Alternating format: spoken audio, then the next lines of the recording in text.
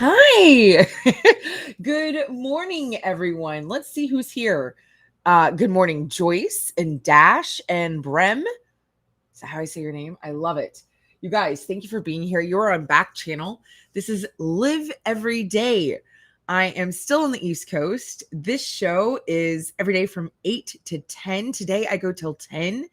Normally on Tuesdays, I only go till 9 on the East Coast, but today is just special. So that's kind of fun. Good morning, Sheila. Hi, friend. And Kobe. Hello. Welcome, you guys. It's so great to see all of y'all. Y'all like that? Everybody's been talking about my accent up here, which I don't think I have an accent, but every time I say y'all, they get all like, you're just so Texan. And I'm like, because I say y'all. Doesn't everybody say y'all? I don't know. But good morning, y'all. I have got my crummy cup of Marriott coffee, and it's but at least it's hot. Thank you, Kobe. Good morning. Thank you, Anna. Anna says she thinks I have a very natural accent. I do. I don't really have an accent. You know what I mean?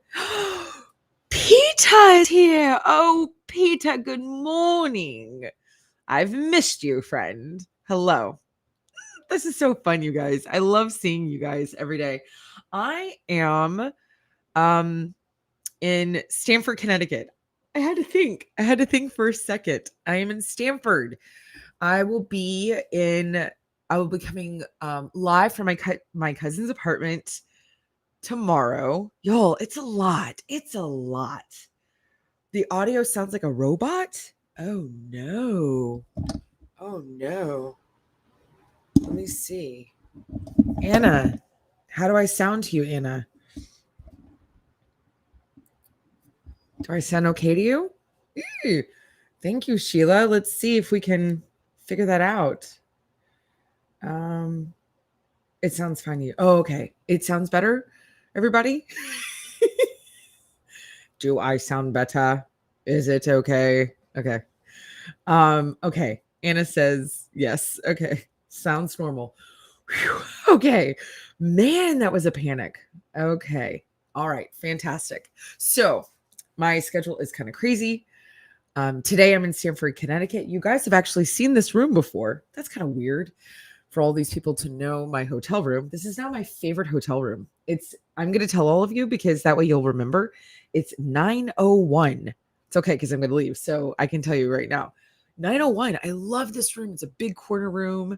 And I love going live from here. Tomorrow, I'll be at my cousin's apartment in Manhattan. If you remember, the last time I was there, she's on the Upper West Side. Tonight, I head on over to New York, here from Stamford. Sorry, it's just a lot. I'm trying to be like, oh my gosh, yes, so many things. And then tomorrow, I'll do the show, but then I'll fly to Ohio. I'll be in Ohio. So Peter, thank you, Peter. He's glad it sounds normal to you. I'll finally get to meet Peter. Well, not tomorrow, but I'm sure he has a life. One of my favorite things about Ohio, this is really kind of funny. I've fallen in love with Ohio. One of my favorite things is from a movie called Back to the Beach. Has anybody seen Back to the Beach? Because it was Frankie Avalon and Nat Funicello, and it was making fun. It was kind of like a parody, even though they did these films of the beach movies. You know, there were all these beach movies. He was the big kahuna, and Annette Funicello was a mouseketeer when she was a little kid, and then she went on to doing these, like beachy like films. She was, America's sweetheart. Yes, Back to the Beach. So Pee Wee Herman is in it, which that's hilarious that he's on the poster. God, love this film. I'm not kidding. It is so stinking cute. I don't know what year this was made. You know who was in it?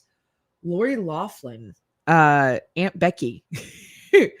Yes. So, hello, Kobe. Are you in Ohio? That's crazy. So yeah. So in this film, they are from Ohio, And Frankie Avalon says at one point, like everything starts going horrible. It's so great. It is such a comedy, you guys. It's just really cute. You want to put something on that is just like it's fun and it's kind of a musical ish. I wonder what actually makes a musical because they sing more than one song in this film. Yeah, it's a musical. Anyway, he says, why, oh, did I ever leave Ohio? Is that something that people in Ohio say? Because I always thought it was just because of this film. This is why you have an assistant, yes. Oh, geez, why is my thing not going? Okay, okay. Um, oh, nobody says that? Why, oh, did I ever leave Ohio? Ohio, the armpit of America is what Peter says. Peter, that's not true. I have fallen in love with Ohio. But anyway, in this film, they say that. So my brothers and I say that all the time. So when I'm in Ohio tomorrow, I'll have to say that on I guess when I leave. I guess it won't make sense if I'm in Ohio to say that. But anyway, this was the dumbest thing to share. All right, everybody. You guys, we are here on Tuesday. We're doing Tuesday. Although you know what? I think I had the wrong run of show. I'm gonna have to go back and see if I can find the right one. Here we go. Hot take trending Tuesday. So what is going on that is the hot thing happening in America and wherever you're living?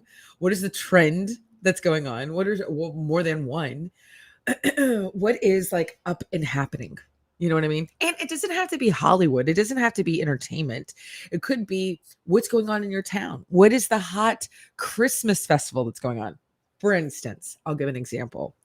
Last weekend, I was in Manhattan. God, I really had to think about this. I'm like, where was I? And I was. My husband and my daughter came in town, as if I live here, and we missed the German festival that always happens in our small hometown during Christmas. And I was kind of bummed. Now, obviously, I was okay.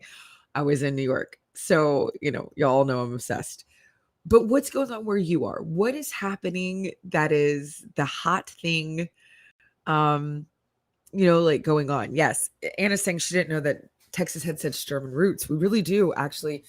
Where I live specifically was founded by Germans. So my high school is named after a German family.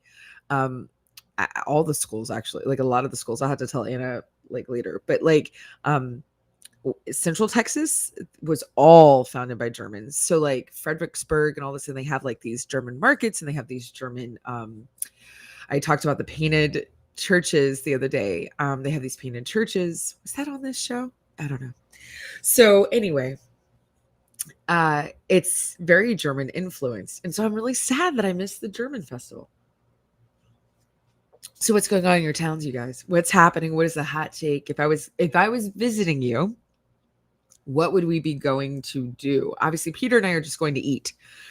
But do you have any really cool, things going on? I want to hear about it. That'll be your hot take for Tuesday. Now, if you are listening on your Alexa device, your Torexa device, can't say her name, she gets all fussy, or the Echo Dot, or maybe, you're like checking us out on Twitter or you're on YouTube, all those things, you'll have to type in the chat yourself. I know, so hard. If you need to, go to backchannel.tv and you can type in the chat while you're listening. If you're watching on your Echo Show device, you can simply talk to your device, say your device's name, and then the magic word is say, and then you can answer whatever. So you could be like, for example, Anna just said something and I'm going to say it for her.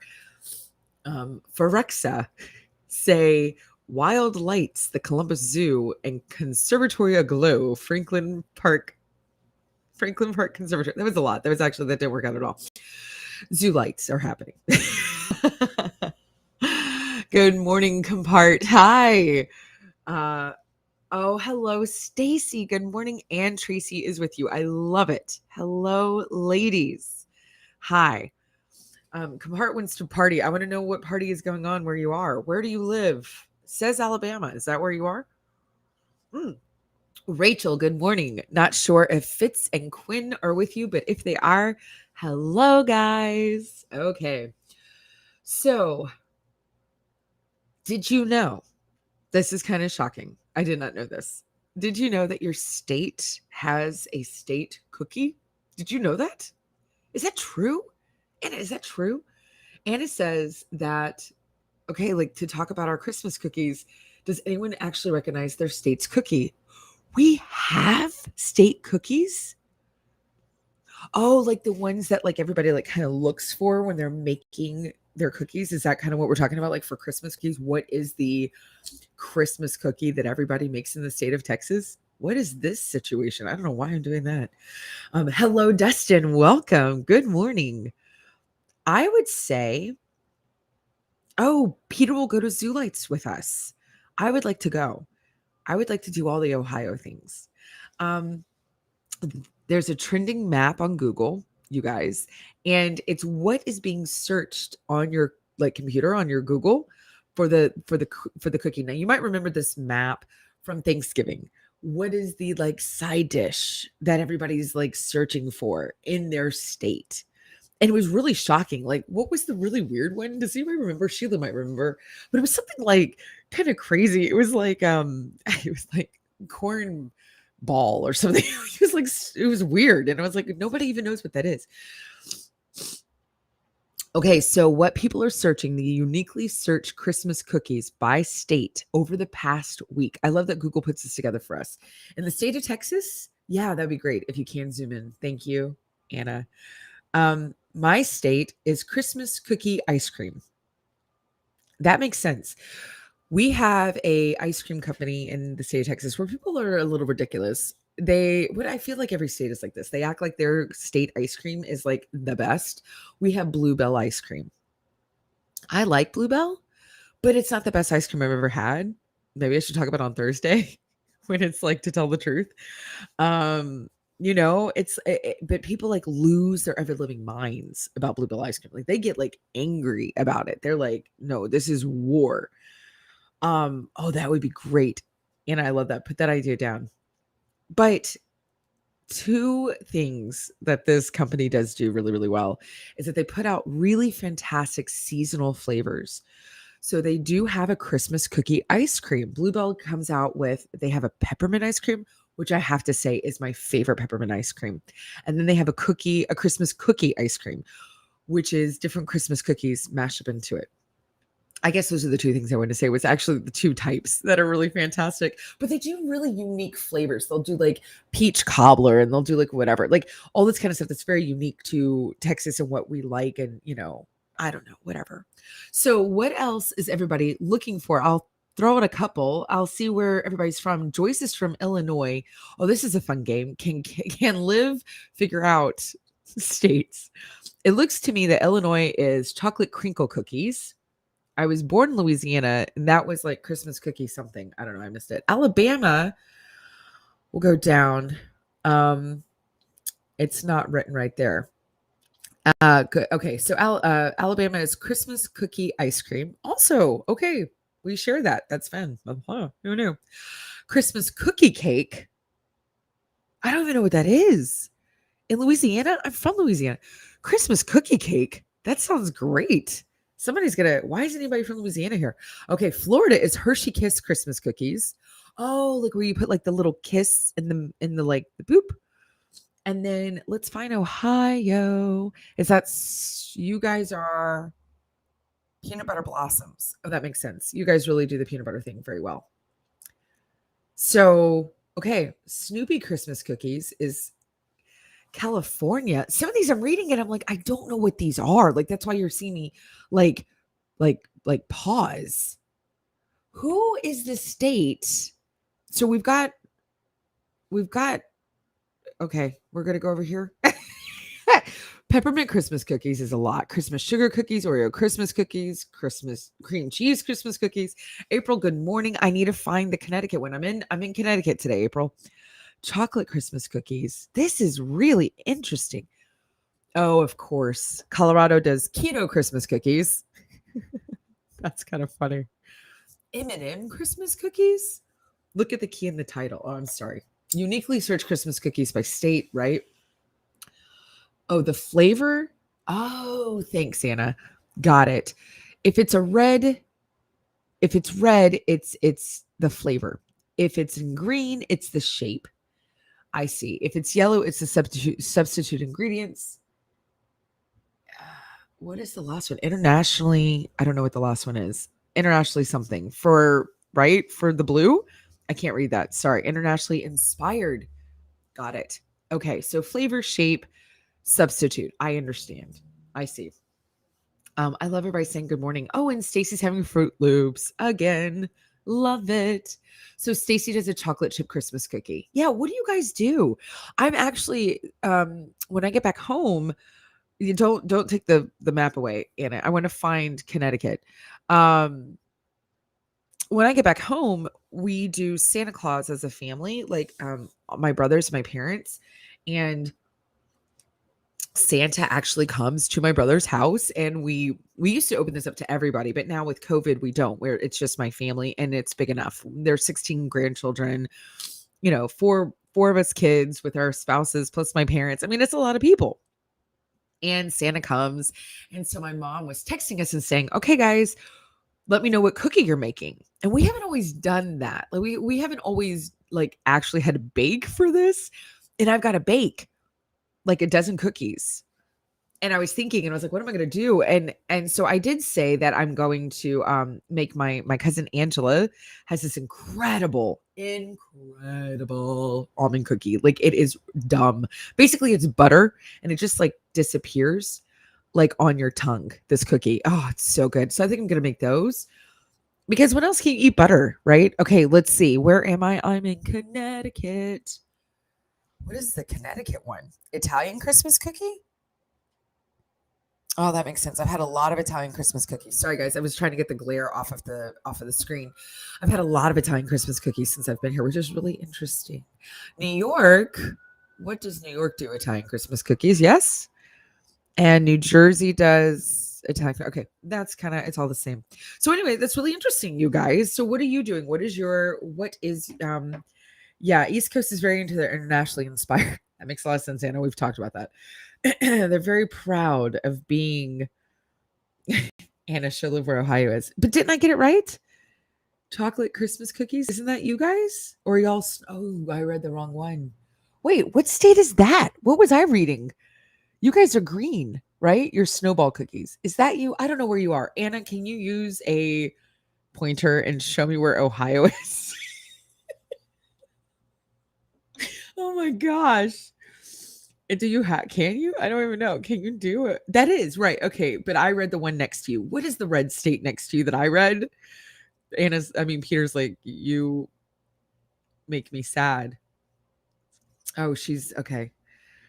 West Virginia. Well, West Virginia, enjoy your chocolate Christmas cookies. I didn't know where Ohio was. I've always thought that was Ohio. Ohio's big. It's a lot bigger than we all give you credit for. That's hilarious. Okay. Anna is also making an almond bark, also called Christmas crack by others. Our Christmas crack is that puppy chow stuff. Oh, no, you're right. Christmas crack is the same where I am too. No, that's true. But they call it that puppy chow stuff, they call it something else. Okay, your snowball cookies. I have no idea what that is. That's hilarious. April is making cookies on Friday. April, what will you be making though? Like what kind of cookies are you going to be making? That's what I want to know. And Stacy makes Christmas cookies with her mom. Thank you, Peter. Telling me that is West Virginia. Listen, geography is hard. That was hard. Okay. Anyway. So let's go on, shall we, to what is going on in the world. We're celebrating every day. And I love sugar cookies as well. I am with you. Today is Monkey Day. Monkey Day. What does it even mean? We don't know. We don't know why we like even follow this. Should I close this more? Are you guys okay? I feel like the light is kind of crazy today. It's hard being in a hotel room. It's not easy. Trying to get it all. Which I think is really kind of funny. So keep telling me about your cookies and what you're going to be doing. Stacy says that she's going to be doing different shapes. Maybe you'll do a monkey shape because today is monkey day. So we're going to go over a couple of monkey things. Why today? I find this very fascinating. Why is today monkey day? Like that doesn't even okay. Monkey day can be traced back to two art students at Michigan State University. Casey Sorrow scribbled on his friend's calendar Monkey Day as a joke, and the two of them started celebrating it as a holiday in the year 2000. These two art students began to incorporate Monkey Day into their alternative comics that they published online, and that's when the holiday really began to take off. Is that true? Is this a holiday that I just don't know? This is fascinating. Eventually, it spread across the United States and Canada. Well, obviously, it's unofficial, yeah, but still. And then it spread to Europe, South America, Asia, and Africa? What? It was even written up in the Washington Post when they described the holiday as a day on which people can take the time to learn about these intelligent primates. Monkey Day is now a day that's observed by animal rights activists and environmental activists. This is fascinating. I had no idea. Let's see what everybody's saying about this. Oh, Stacey says we don't do monkey shapes. April, she has an Echo Show. So sometimes when you talk to the Echo Show, it doesn't always pick up every word correctly. So I had said you can make your cookies into monkey shapes, and she says we don't do monkey shapes. So that's what she was trying to say. Stacy makes circle shapes, square shapes, shapes that kind of stuff with a cookie cutter. At Christmas time, she does Santa Claus shapes, snowman shapes. Yeah, what about Christmas trees? Oh my gosh, you guys, Monkey Day, go Spartans. That's what Peter says. Okay, is that like the Michigan people? I don't know. Golly. That's sad. I have no idea who Michigan is. I don't know who the Spartans are. Here's my question. Has anyone on here heard of Monkey Day before this moment? Please tell me that you have and that this is a big deal because I think Spartans are the Michigan State mascot. University of Michigan is the Wolverines. Oh, got it. Yeah, I don't know. I would love to hear some monkey facts since we're supposed to educate ourselves on these animals. Stacy hasn't heard of Monkey Day, which I think is hilarious. I think this is hilarious. I want to make up a day and then it goes like viral. 11 fascinating facts about monkeys, you guys. I'm ready for this. This is what we're supposed to do today. It's Monkey Day. It's not, we don't get to choose. We don't get to choose. We just get to celebrate. Somebody told us to do this. Not all primates are monkeys. The term monkey is sometimes used for a catch-all for every animal in the primate family. But the truth is that monkeys live on completely different branches of the evolutionary tree. Nobody knows that. Nobody knows that. Chimpanzees, gorillas, and humans, lemurs, tarsiers, lorises. I don't know what these are. Okay. It sounds bananas to me, April. I agree with you. Good morning, Nathan. Many monkeys are at risk. I've heard about this, that we're really losing a lot of our monkey population. Now, I can get behind this, you guys. If we are having a day where we're going to focus on animals that need us, that we will lose, you know what I mean? That they're declining in their health or where they are in the world, I can absolutely back that up. And I think that's awesome. So I do enjoy monkeys. I think they're really cute. I don't want them to go anywhere. But anyway, the greatest risk factors is habitat loss, fragmentation, live capture for global pet trade, and hunting for bushmeat or medicines. Wow. That's really sad. That's really sad, you guys. Okay. What else? I don't know where Anna. Oh, there she is. They use grooming to strengthen their relationships. I didn't know it was to strengthen their relationships, but also how do we know that? You know what I mean? Like I mean, I guess you're tight with someone if you're picking bugs out of their hair. That makes sense. But I think that's kind of weird. Only New World monkeys have prehensile tails, like the howler monkeys and the spider monkeys. They have prehensile tails. Huh. The ones, old world monkeys that live in Asia and Africa have tails, but they're not prehensile. Spider monkeys have tails that are longer than their entire bodies. That kind of reminds me of Avatar. Anybody remember Avatar? You know what I mean? Although that tail was something else. There's only one species of wild monkey in Europe. I didn't even know Europe had monkeys. I would not have known that at all. Um, that's weird. Most of these monkeys, the ones in Europe, are in Morocco and Algeria. Good morning, Benny. Hi, pygmy marmosets are the world's smallest monkeys. Everybody knows that. Yeah, that makes sense. The little pygmy, whatever. Sure. Nobody like this is crazy. Okay, mandrills are the world's largest monkeys. I thought that was a what did I think that was? I didn't know that was a mandrill. That monkey that I'm looking at. It has a very colorful face. That's a pygmy marmoset.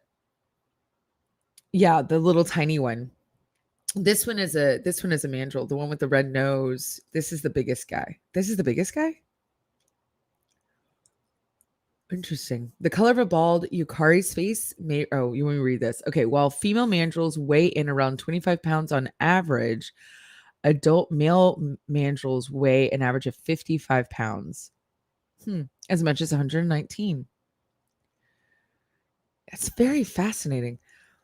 Bamboo, yeah, yeah, bamboon. Bamboon. Bamboon. The color of a bald Yukari's face may reveal its health. That is a funny looking monkey. If you're not seeing this, you need to look that one up. Capuchins are smart with tools.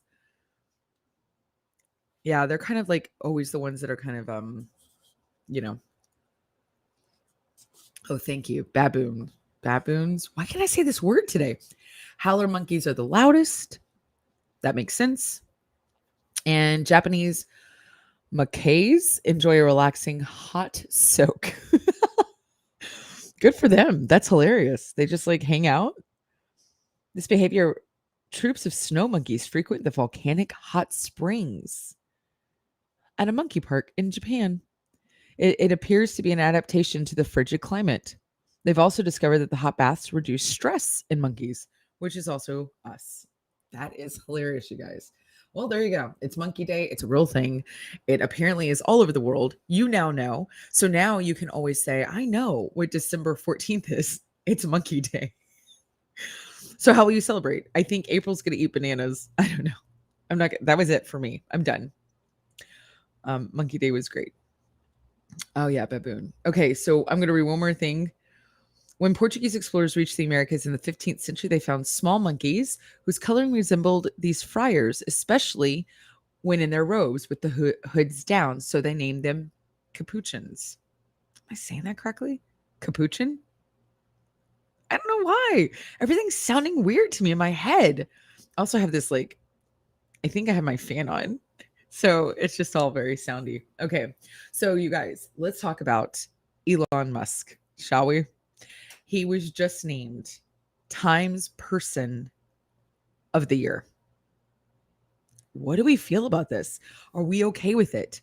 Do we think, yes, Elon Musk is the person of the year? This is exactly who this should have been awarded to.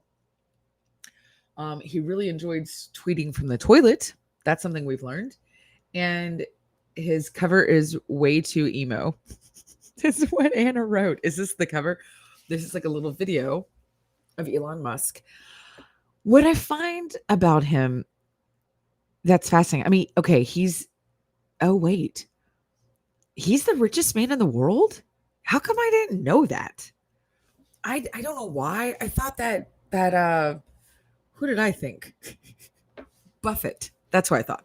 Warren Buffett, right? That's what I thought. Okay, well, he's the richest man in the world. He does not own a house, and he's recently been selling off his fortune. He tosses satellites into orbit and harnesses the sun. He drives a car he created that uses no gas and barely needs a driver. With a flick of his finger, the stock market soars or swoons. An army of devotees hang on his every utterance. He dreams of Mars as he bestrides Earth, square jawed. Lately, Elon Musk likes to live tweet from his toilet. Here's my question about Elon Musk. Why in the world, why in the world does he not have a house? I don't understand that. That's the one thing I'm like, because he has a kid. You know what I mean? He has a baby. Where is the baby? Where is his life partner? I don't understand what that. I don't think they've gotten married. I forgot what her name is. It's kind of weird. He is Peter's saying he enjoys him. He's such a character. He is such a character. He really is. Hello, Allison. There have been worse people of the year. I mean, here's the thing. You're not wrong. The world is his oyster. That's true. So, but do you see what I'm saying? Like, he doesn't own a house. Okay, should I just keep reading? That's probably going to answer some things that I have in my head. I have like so many questions about Elon Musk. Like, I feel like, and I don't know what you guys, especially Peter and Nathan, because I know that you guys really would like probably keep up with this. Where did he come from? I feel like there was no Elon Musk, and then all of a sudden, Elon Musk. You know what I mean? Like, I mean, it's been a while now. It's been a few years, but before that, he wasn't around. Like, where was he? Nathan says he would have preferred Simone Biles or Anthony Fauci. I could see them, as I could see that. Okay. He's separated from his partner. He has like 6 kids. Yeah, but he just had a baby with what's her face? Grimes or whatever her name is. She has a really interesting name. And they named the baby something really strange. I don't know how to say it. Elon Musk invented PayPal? I did not know that. I know he's South African. Okay, I'll read a little bit more. Sometimes I do hit some resonant notes with respect to humor, Musk says. He's okay. This isn't interesting. Okay, he's doing his launches now, you guys, from the southern tip of Texas. 2 of his Starship rockets, 160-foot stainless steel silos. Oh, they're just describing things. Never mind. Okay, it's kind of written very like da da da da da da. Like it's very like I see what we're saying. So he has the company SpaceX. Now here's my question for Nathan. I invested in a company named SpaceX. Is this the company I invested in back in the day? Okay, let me read this. Okay. His car company, Tesla, controls 2/3 of the multi-billion-dollar electric vehicle market. And it market is pioneered and is valued at a cool $1 trillion. That has made Musk, with a net worth of more than $250 billion, the richest private citizen in history on paper. Wow. Oh, space dev. That's right. That's what I invested in. Space dev. Which, is that around anymore? Okay. He dominates Wall Street. The way finance works now is that things are valuable not based on their cash flows, but on their proximity to Elon Musk. Bloomberg columnist Matt Levine wrote in February, after Musk's GameStop, okay, am I reading that right? Tweet vaulted the meme stock craze into the stratosphere. Does everybody remember that? He's the reason all that happened? I didn't know that. Wow. That's really interesting. So that's a lot. I mean, like, yeah, okay, I get it. Okay, I get it. And he's going to go down in history with Thomas Edison, P.T. Barnum, Andrew Carnegie. You know what I mean? Like all those kind of guys. Like he's going to, he's the Tesla situation, PayPal. I get it. I understand. But okay. I don't know. Nobody else feels like he just came out of nowhere when he did come on the scene. I want to hear, good morning, Leon. Hi. I want to hear from you guys. Do you think that he should be time of the year? Oh, here's his photo. Well, I think it looks it looks not even pensive, actually. Like it's kind of a nice portrait. It kind of reminds me of Annie Leibovitz. Okay. Peter says he basically sees something he wants to make happen and does it. Didn't have space experience, started a space company. Didn't have a car experience, CEO of Tesla. Not to mention the Boeing. Is that Boeing company? And he was a cameo in Iron Man 2. Stacy thinks he should be Person of the Year. I'm not against it. I mean, like, I'm really not. I think he's fascinating. I think what's so interesting, and I agree with Peter about him being a character, what's so interesting is that I've yet to see someone with this much money and talent and creativity and not be a total character. You know what I mean? Like, he doesn't disappoint in that section of the world.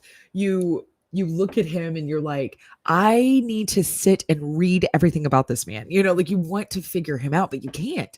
It reminds me of Howard Hughes and he, all these, Rockefeller, all these people that did such powerful things.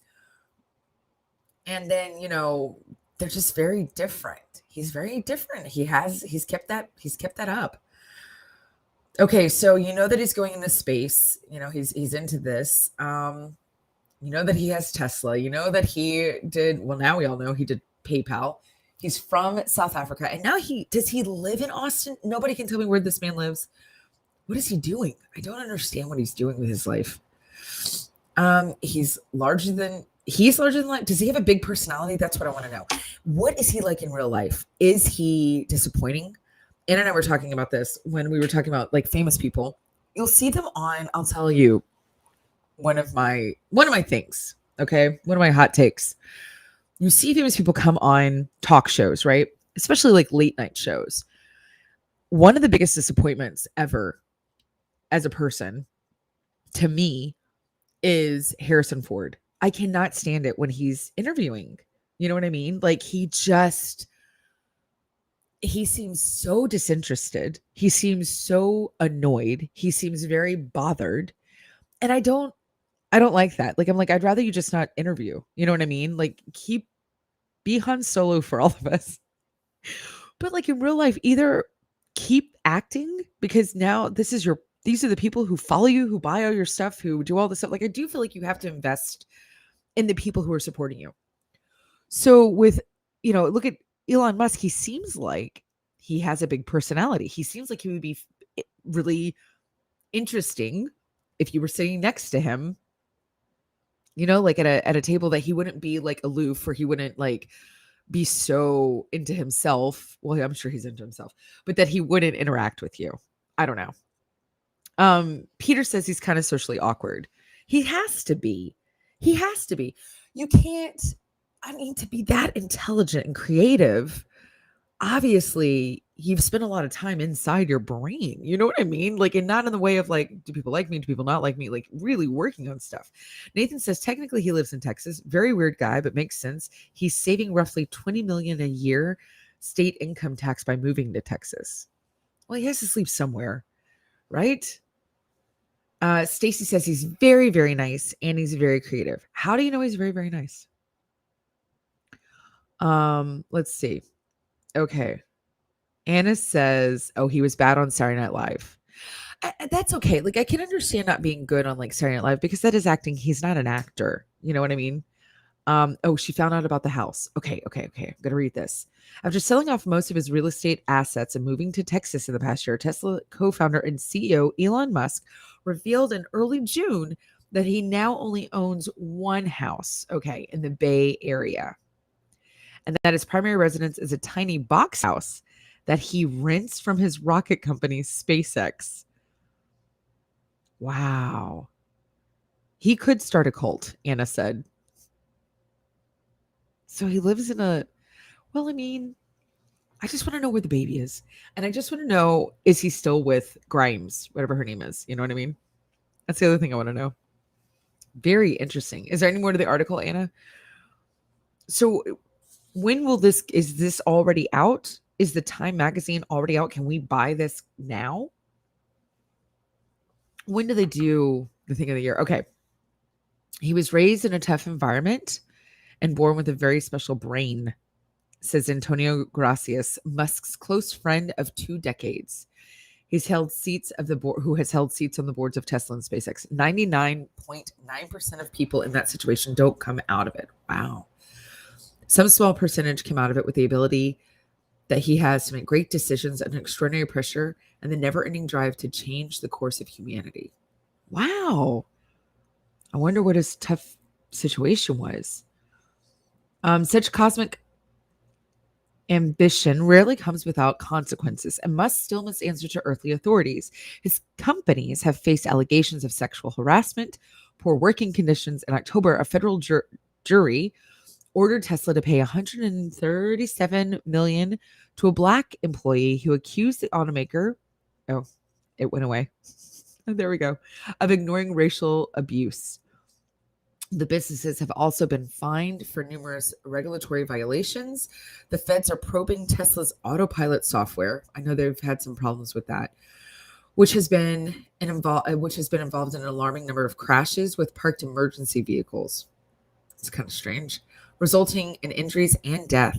The company's expansion in China required cozying up to its representative autocrats. Okay, so let's see. Peter says he could probably become president and it's probably inevitable. Might not be bad though. Nathan says he's not with Grimes anymore. Oh, he wasn't born here. That's true. We would have to change the Constitution. Peter says that's true. Okay. Bye, Stacy. Have a good church. Former associates have described Musk as petty, cruel, petulant, particularly when frustrated or challenged. He recently separated from the experimental musician Grimes, the mother of his 7th son. He was a savant when it comes to business, but his gift is not empathy with people, says his brother and business partner, Kimball Musk. Well, okay. During COVID-19 pandemic, he has made statements downplaying the virus, broken local health regulations to keep his factories running, and amplified skepticism about vaccine safety. Musk tells Time that he and his eligible children are vaccinated and that the science is unequivocal, but that he opposes vaccine mandates. Quote, "You are taking a risk, but people do risky things all the time," he says, of the unvaccinated. Quote, "I believe we've got to watch out for the erosion of freedom in America. The vast expanse of human misery can seem an afterthought to the man with his eyes on Mars." Okay, so obviously he's going to have some issues. Okay, got it. He's not probably someone you want to have dinner with. Probably has narcissistic personality disorder. Maybe even sociopath. He could be a sociopath because if he's not into laws, that's kind of a big red flag when you think that they don't apply to you. Interesting. Well, Elon Musk, congratulations. You're the Time Person of the Year, which I kind of want to know. I'm sure they've done this, but who are the other people that have been Times Peoples of the Year, People of the Year, and what constitutes that? Also, do people actually care anymore? Do people actually, that's my hot take that I want to know today. Do you, those of you who are here, do you care who Time names as Person of the Year? Does that even matter to you anymore? Used to matter. A long time ago, it was a big deal. Oh, Anna says that it just gets worse with what people have to say about him. They don't have good things to say about him. Nathan says he's literally smarter more than anyone else.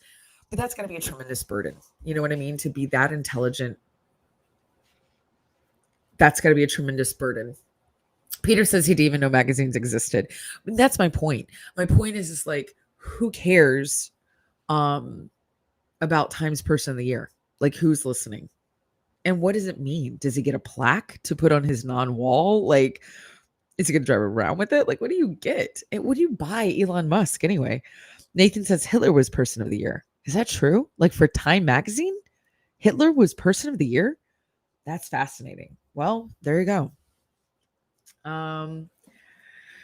So I don't know if you guys care about this. And I'm thinking probably not. But the Miss Universe pageant is coming up this weekend. And I actually have some friends that are very into this. I was seeing that they were posting about it yesterday. And that's another thing to talk about. Let's talk about this as a hot take. What do we think about pageants? And we mostly have men on this morning. Sheila's here. Hello. But tell me, what do we think about pageants? Are they still relevant? Is it still okay to have like pageants. It already happened, right? The Miss Universe, was it last night? It was this weekend. Sorry. Yeah, it happened on the 12th. Yeah, so my friends were talking about it. Sorry. Today is the 14th. You guys, it's a lot of travel. Nathan said he built his calendar around it. The Miss America pageant is happening this week in New York, in Manhattan. I think at Madison Square Garden. The day after I leave on Thursday. Sheila says, I'm not sure what the purpose of pageants are. So here's, yeah, I want to know, like, do people, Nathan, do people care? Or do people think that they are so old fashioned, the whole concept of a pageant, especially, with women and what they have to, I don't know, what different organizations of pageants do different things. I have to say I'm a little surprised that they're still around. I am. Now, here's something that might shock everybody. I am currently a judge for pageants. Hello, Brittany. Good morning. We're discussing pageants because the Miss Universe pageant just happened. I have done, there used to be an organization called Junior Miss. It's now called Distinguished Young Women. And I judge for them for the state of Texas. And I'll be doing a new one. This one is pretty high up there. This feeds into the Miss America pageant system, the one that I'll be doing in January, that I'll be judging. But again, it's teens. It's young ladies, and so they get scholarships. Now, the Distinguished Young Woman pageant, I know very well because I have judged for them multiple years. What is so interesting is that it actually, like Peter just made a comment. There's so many things to appreciate in the world. Human beauty isn't a bad thing to appreciate, but I don't know much about pageants. It isn't, their thing is not a beauty pageant. Which, yeah, I think that's how obviously pageants started, right? Was to, and that kind of makes a good point. I mean, it is nice to appreciate beauty, right? For those of us that believe that all the things in the world are the good, true, and the beautiful, right? That we're supposed to like go after those things. So I guess it's nice to admire and be like, oh, way to go. Not like you can really whatever. But this pageant that I'm involved in, and I don't know about the new one, so I'll have to report back after I judge on that one and see what their whole spiel is. But there's actually some celebrity judges that I'm really excited to meet. I am not, which is always funny because when I judge for Distinguished Young Women, every single person, like every single judge is like, hi, I was Miss America, like da da da da da, or I was Miss, USA, or I was Miss Kansas. And I'm like, I'm a mom. Like, I have nothing to say. It's like really funny. They all grew up doing pageants. You know what I mean? Compart, what did you have for breakfast this morning? What did you have? I want to know what you ate or you're eating, actually. So with Distinguished Young Women, we have a really intense like question answer interview session that is really interesting. And these girls have to have a certain GPA to be in it's more of like intelligence. It's more of like, what are they doing? What do they want to do with their lives? What would they do with the money if they won? Like all this kind of stuff. They also have a piece of athleticism. They have to do a workout routine on stage that they've been taught. And they do have to have a talent. So it's kind of like they're trying to find these well-rounded women, and they go on to, universities, and they become doctors, and they tell us the litany of women that have come out of this organization for years. And so what I've liked about it is that it really the girls get like a lot of training in confidence and worth and esteem and how to use their intelligence and so they get like they get really invested into that. I love that these young women are getting invested into, and the way that they are. We'll see how this new pageant that I'm going to be judging, one of the celebrity judges is Chloe. I don't know how to say her last name, but she was the original first winner of Project Runway. She lives in Houston. And so, yeah, so like I said, this feeds into the Miss America system. which is kind of a big deal because the other one that I like judge doesn't feed into a bigger system anymore. Not that I know of. I mean, they do like a national pageant, but it's not like Miss USA or anything like that. So this one is like, this is kind of like a big deal. We'll see. So I'm kind of excited about that. But yeah, so I don't know what people think about pageants and waffles. Waffles and sausage is what Comparta's having for breakfast. I'm not having breakfast, and I wish I was. Kind of hungry. Okay, let's see. Anna says that there's a family that she went to church with her mom was Mrs. Ohio, and her kids did pageants, and she was a coach, but the circuit her daughter won was a scholastic related one. She got a full ride. That's exactly the one that I do. Like you get a full ride to college. It's crazy. And it's just, but the positivity that I experience when I'm in that system with distinguished young women is fantastic. And I really like it. Like I really do. Oh, that's the one she won. See? That's the program I'm involved in. That's hilarious, Anna. Anna's friend was a distinguished young woman. Who was it? All my friends will know her because I'm very connected to that whole because it's like little communities. So the people like the top people that run it, they come into the Texas one. And so I've gotten to know them over the years. The big national whatever pageant is always in Mobile, Alabama. And because that's where Junior Miss always was. And so that's so funny. Okay, that is just too funny. Oh, Julia Shepard, 2013. Did she win the national or she just won Ohio? Did she win the national one? Just Ohio. Okay. Oh, okay. Got it. No, and that's great. Like it's not sure where she was and yeah, like where she fell in the national. Sure you could look it up, but it really is an incredible pedigree of like it's very impressive to see like where these young women end up, with whatever, which is kind of cool. So here's the question. If you were in a pageant, everybody, what would your talent be? If you had to do a talent for a pageant, what would it be? I got to know. Yeah, like think about the movie Miss Congeniality, which I guess I kind of tried to show the whole good sides of pageants. But geez, what would I do? Oh, I would probably do stand up. I would probably do comedy. That's what I would do. Anna, what would your talent be? Peter, Nathan, Compart, Sheila. What would you guys do? What would your talent be? If you are listening, you can. Well, I think everybody's watching actually. Well, but there could be other people listening. If you're listening, you can go to backchannel.tv and type into the chat. If you're on Twitter or if you're on YouTube, YouTube has a chat system on the right. What else? If you have an Echo Show, you can talk to it and tell me your answer. Anna says she would be a singer, but that makes sense. Anna can really sing. She's got an incredible voice, but she thinks that that's too cliche. I wish, I tell you what, not only like what would your talent be, but what do you enjoy to watch?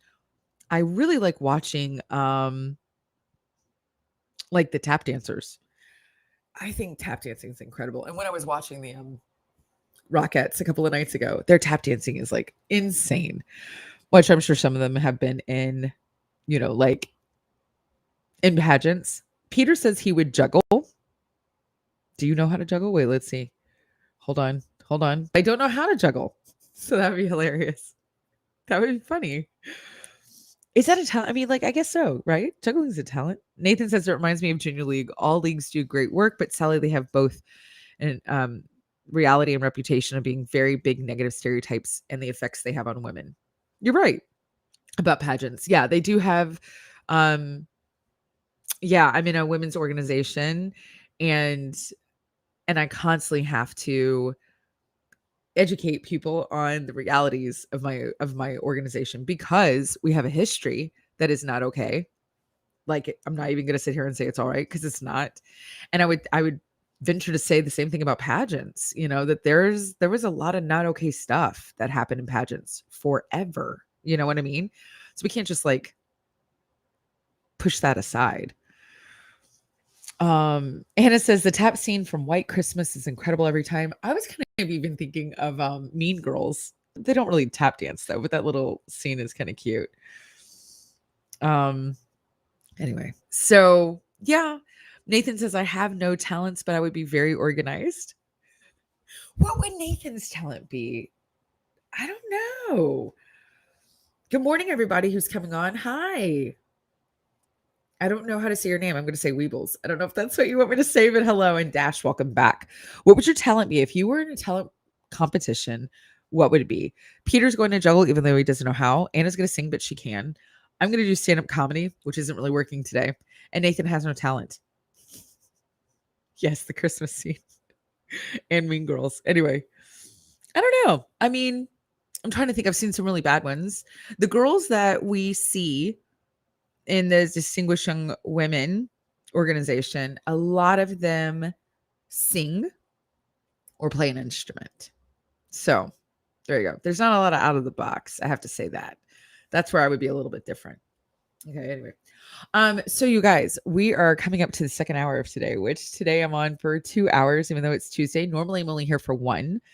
But Kate and Will normally come on Tuesday, Thursdays for an hour. But today it's me again. So if you are here and you are the Will and Kate crew and you're looking for Will and Kate, they are not here today. So I'm sorry to disappoint you, but I'm here, Anna's here, and everyone else. So we'll go on into the second hour. We were just finishing up talking about pageants. The Miss Universe pageant was on. Actually, Anna, do you know who won the Miss Universe pageant? Who was it? And how did the US do? Did we do okay? I don't know. Peter can play the tuba. So Peter is going to do that for his talent. That would be fantastic. Do we know? Let's see. I do like baton twirling. Oh, Miss India won. God. I know we're not supposed to like say things like this, but I think women from India are breathtaking. I do. I think they are so beautiful. Oh my gosh. I mean, there's not really, I'm trying to think actually of there's like any nationality that I'm like, oh, I think women are beautiful. I really do. I think they're just striking. But women from India are just, oh my goodness, beautiful, beautiful, beautiful. Well, good. Good for her. Miss Kentucky was our rep and she finished in the top 10. I think the US always finishes in the top 10. Miss Kentucky. Really cool. Okay. So moving on, you guys. Just as a reminder, if you're coming on to Backchannel, you can go to backchannel.tv and chat with me there. If you're on YouTube, you can type in yourself on the, where YouTube is. If you're on Twitter, and then if you have an Echo Show, you can say the word say. That's going to be your magic word. So you can look at your device, say your device's name. Most people have T-Rexa, Palexa. I can't say her name because she'll go off in people's houses and people don't like that. So you say her name and you say the word say, and then you can answer and it'll type it for you, which is really crazy. Like so cool. And Peter is going to bring us out of the pageant competition conversation by letting us know he never knew beauty until he met his wife, but he's biased. Never knew beauty, Peter. I don't have a wife. I have a husband. And I'm like, I know beauty. Come on. But that's a good line. It's a good line. All the husbands start writing it down. Good morning, Kyle. Hi. So, into this next hour of Live Every Day, that's what you're watching and listening to today, where we celebrate everything that's going on in life. All the things, whatever you think is worth celebrating, we're going to do it here. Today is apparently National and International Monkey Day. You're supposed to go and educate yourself about monkeys. It's a thing. And it started in the year 2000 here in Michigan. And now it's like across the globe. And it's an actual like day. So happy Monkey Day, everybody. And also, this is Hot Take Tuesday, where we talk about the things that are going on that are like trendy. We spoke earlier in the first half about Elon Musk got Times Person of the Year. And we're just finishing up our conversation about the Miss Universe pageant. Is that even a thing anymore? So, there we go. So let's go into some why Do I care news? Why do I care? Why do you care? Why do we care? The Golden Globe nominees came out. When did that come out? Was that today? Was that yesterday? When did that come out, Anna? I'll have to see. But we have the list of the Golden Globe nominees. Do you care? Do you care? Does anyone care about awards anymore? You know what I mean? Like I've heard throughout the years, why do we award people that are getting tons of money? I mean, and not just in entertainment industry, you know what I mean? But like you have the ESPYs, isn't that like a sports award? You have, the Heisman Trophy, you have all these other, whatever. Um, and a lot of people go back and forth about whether we need these awards, what the point is. Does it even matter with your life? Compart says no. Says no. And do people even watch them? Do they? I mean, I know we can get the numbers, right? We can always find out how many people ended up watching the Oscars, how many people ended up watching. Why can I not think of anything else besides the MTV Movie Awards are fun. Those are always really interesting. And here's a tip. Watch those live because they definitely change when you go to the playback. They pull out all the crazy stuff that happened at the MTV Movie Awards. Those go. I like those way better than the music awards, than the MTV one. There's a lot of music, stuff. I don't know the other sports awards. Nathan can maybe fill me in. Nathan and Peter. I don't know. Nathan does not care for them.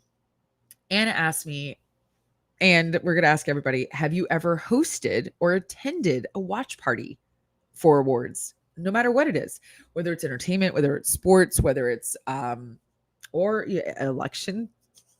That sounds kind of seems like a I don't know, like a thing. I feel like people do watch things together. The Olympics, but these aren't whatever. So, Anna, the actors and actresses who've gotten their first nomination this year for the Golden Globes, do we have that list? I have had an award party, and it was fun. We did the Oscars, and it was a blast, I got to say. Nathan says it's so subjective, biased, and very much decided by money. I think we've kind of learned, that there's a lot of you'll hear people talk about how they campaign for certain awards. I find that interesting. So let's hear who the first time nominees for the Golden Globes are for this year, 2021. Why do we care? We don't know. Okay, Jeremy Strong. Strong is nominated for Best Actor in a Television Series Drama for playing Kendall Roy in Succession. People are loving that show. People are loving Succession. Now, here is, I do want to pause for 2 seconds. Here's what's interesting about the Golden Globes. The Golden Globes are really, I think, very entertaining. People prefer those a lot, even though that award, I think, doesn't hold as much water as if you got an Oscar, if you got an Emmy, if you got a Tony. Because in the EGOT, it's not even listed. You've got Emmy, Grammy, Oscar, Tony. Nobody cares if you get a Golden Globe. Nobody cares if you get a People's Choice. But what is interesting about the Golden Globes is it's the foreign press, right? Isn't that who it is that gives these out? And it's a dinner, and it includes all entertainment. So it's not just TV. It's not just film. Oscars is just film. Emmys are just television. So I think that does make it a little bit more interesting. It's kind of neat to see all the people come together. And Nathan said sometimes the shows are entertaining. Now, here is one more thing I want to say about the Golden Globes, or any of them, actually. I think it's really fascinating at the Emmys when they award the best, broadcast of something. So, the Oscars will win an Emmy for the way that they produce the Oscars, or the Golden Globes will win. And I find that really interesting because I'm like, what are we doing? We're giving an award for people who do awards? I find that strange. Okay. Lee Young-jae. He is this Squid Game star. He's nominated for the first time in the Best Actor in a Television Series Drama category. Squid Game is a big deal. Have you guys been watching Squid Game? Good morning, Dennis. Welcome. I don't know. I haven't seen Compart. Have a great day at work. Thanks for tuning in. We'll see you tomorrow. I'll be here at 8 a.m. Bye. Have a good one. But you know what I mean? I haven't seen Succession and I haven't seen Squid Game. And I don't know because people have gone back and forth. They've said like pretty crazy stuff about both. I think we need to watch it. When are the Golden Globes, Anna? When are they happening? Not when I'm with you, right? Okay, Anna says, we'll have to find out about the meal. There was a huge blow up about one of the award show's meals earlier this year. Ooh, I want to know about that. She watches them all. She says Squid Game is very, very dark. And the Golden Globes are January 9th, 2022. That's also a long time to wait. You know what I mean? Like to be nominated right now, and then you have to wait for that long, and then you have to sit live and watch, and you're televised to see if you win or not. Omar Sy is a French actor. He's nominated for the Best Actor in a Television Series Drama for his role in Lupin. That's interesting. Oh, Anna says we can do What the What on award show meals. I think that sounds great. Look at this. I love how the shows just write themselves. Oh, Rachel Zegler. I do. I thought she might get nominated. She's a newcomer. The newcomer has stardom in her sights following her breakout performance as Maria in Steven Spielberg's remake of West Side Story. The 20-year-old is nominated for Best Actress in a Motion Picture, Musical, or Comedy. Why are musical and comedy grouped together? Anna, that is a really good question. Nobody understands it. I think it's very strange. Ariana DeBose or DeBose, I don't know. DeBose. She's a Broadway star. She's nominated for Best Supporting Actress in a Motion Picture for playing Anita in West Side Story. That was a role that Rita Moreno, who I talked about yesterday, that dress, can't wait to see her twirl. Anna, when are we going to see the movie? That's something we need to decide. Did you already pick that? Did you already tell me? Okay. June Ellis. Ellis is nominated for Best Supporting Actress in a Motion Picture for portraying Venus and Serena Williams' mother and tennis coach. Brandy Price and King Richard. Wow. That's interesting because when they've been, showing the trailers for King Richard, I didn't even know that the mom was going to be a part of it at all. Kristen Stewart is nominated. Stewart's portrayal of Princess Diana and Spencer earned her first nomination. I didn't know this was her first. In the Best Actress category, okay, for motion picture drama. Is that movie out? Has that come out? Because I definitely want to see it because apparently she nails Diana. It did come out. I guess it didn't do too well. Nathan is off to work. Nathan, have a fantastic day. Nathan says no on Squid Game. I'm not allowed to watch it. And yeah, okay, you've heard good things. Maybe we can watch that. Alana Haim made her feature film debut in Licorice Pizza in 2021. I have never heard of that. Earned her first acting nomination. Her family band Haim has 3 Grammys for best, but she's nominated for Best Actress in a Motion Picture Musical Comedy. Interesting. Are they related to like Corey Haim? That's what I want to know. Cooper Hoffman, who is the son of the late Philip. Oh, wow. The late Philip Seymour Hoffman. Also made his feature film debut in the movie and earned a nomination for Best Actor in the Motion Picture Musical Comedy. Licorice Pizza. Haven't heard of it. Apparently, we need to check that out. Anthony Ramos. Ramos is nominated for his performance in the movie adaptation of Lin-Manuel Miranda's musical In the Heights. He's nominated for Best Actor in a Motion Picture Musical Comedy. Makes sense. I mean, he's sensational. Sensational. Jamie Dornan, is that how I say his name? Dornan on the left, if you can see the photo, is nominated for Best Supporting Actor in a Motion Picture for his performance in Belfast. See, now this does make me want to watch all the things. Saran Hens on the right, if you're watching, is up against Belfast co-star Jamie Dornan in the Best Supporting Actor in a Motion Picture category. Jamie Dornan, that was Christian Grey, right? In the Grey series? Ew, right? Am I wrong? Yeah. Interesting. Okay. Troy Kotzer. I'm sure I'm slaughtering everyone's name, and I apologize, but they're not listening.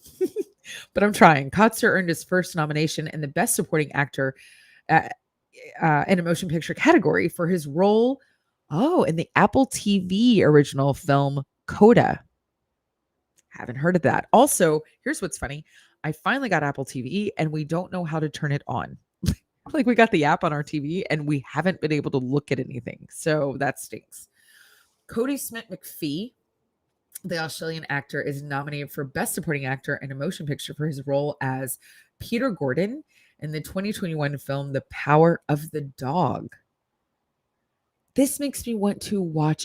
I do have to say that. Now, I did one year, Anna and everybody, get the list of the Oscar nominations for Best Film. And I did make sure that I watched all of them before the awards ceremony. That's kind of fun because then you're kind of invested. It's hard to watch an award ceremony when you don't know what's going on. The only positive thing I like about the awards, besides, it is so subjective, but I like that they they definitely promote other things that happen in a film. It's not just about an actor. It's not just about a director. There's some really incredible people. Like, I sure hope the woman or man who was the costume designer for West Side Story is nominated. You know what I mean? Like, just the colors look insane. All right, Martin Short. No. You guys, this is Martin Short's first nomination. What? That's shocking. Martin Short, I can't get over this. I can't move on. Wow. You may be surprised to know that Martin Short's 2022 nomination, which he earned for his performance in Hulu's Only Murders in the Building, is his first. He's up for Best Actor in a television series, musical, or comedy. That is shocking. That is shocking. And now I'm happy for him. That's great. Now I'm like, okay.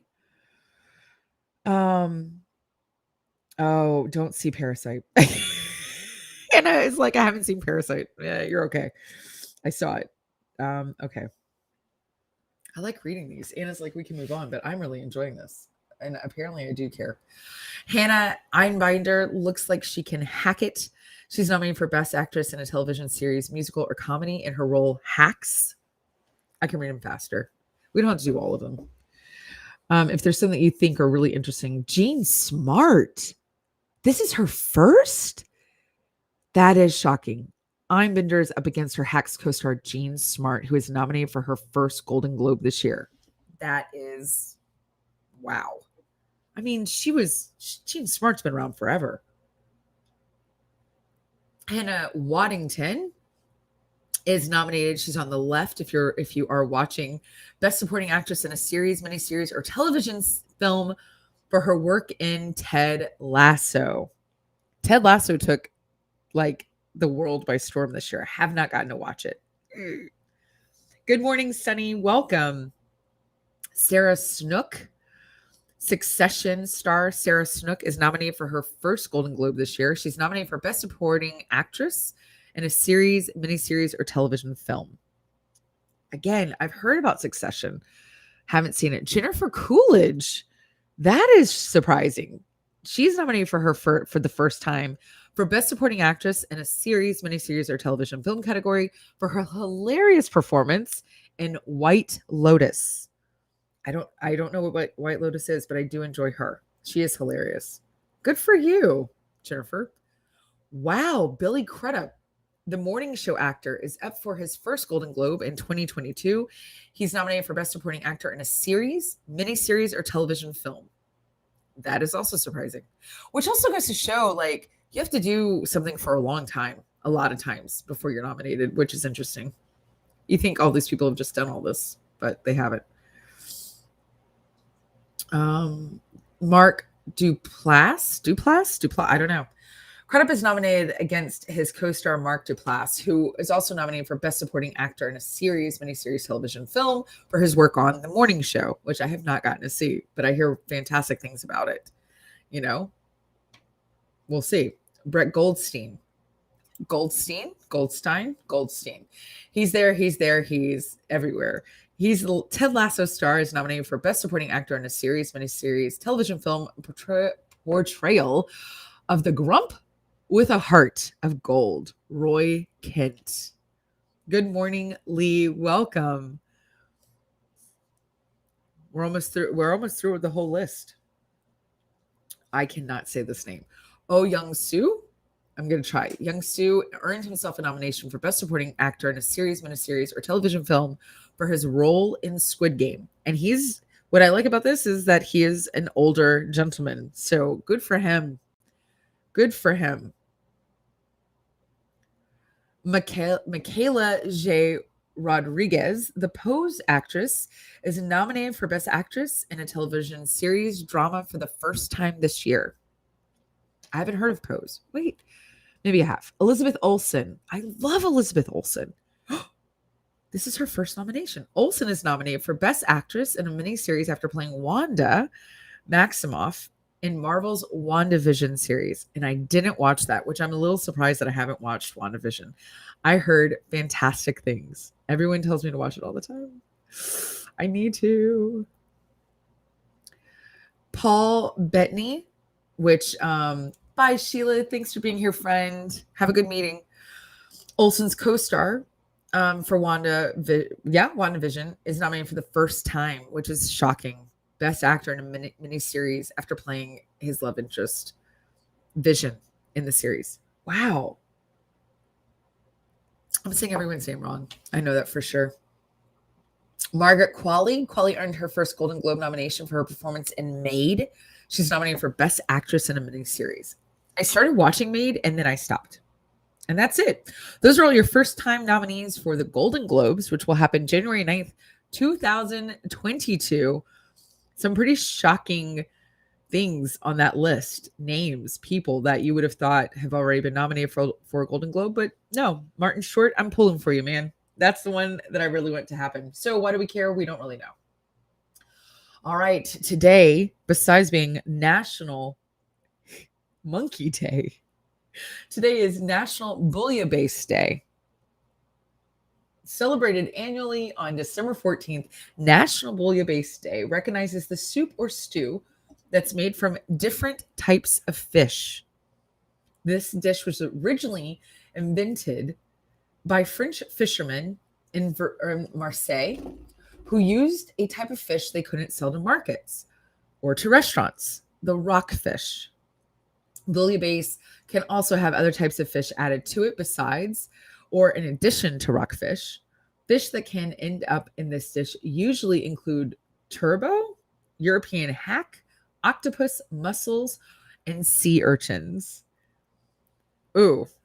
So I didn't know what bouillabaisse was. I had no idea. The closest thing that I've ever known about bouillabaisse is the TV show Friends, which is my favorite. I talk about it all the time.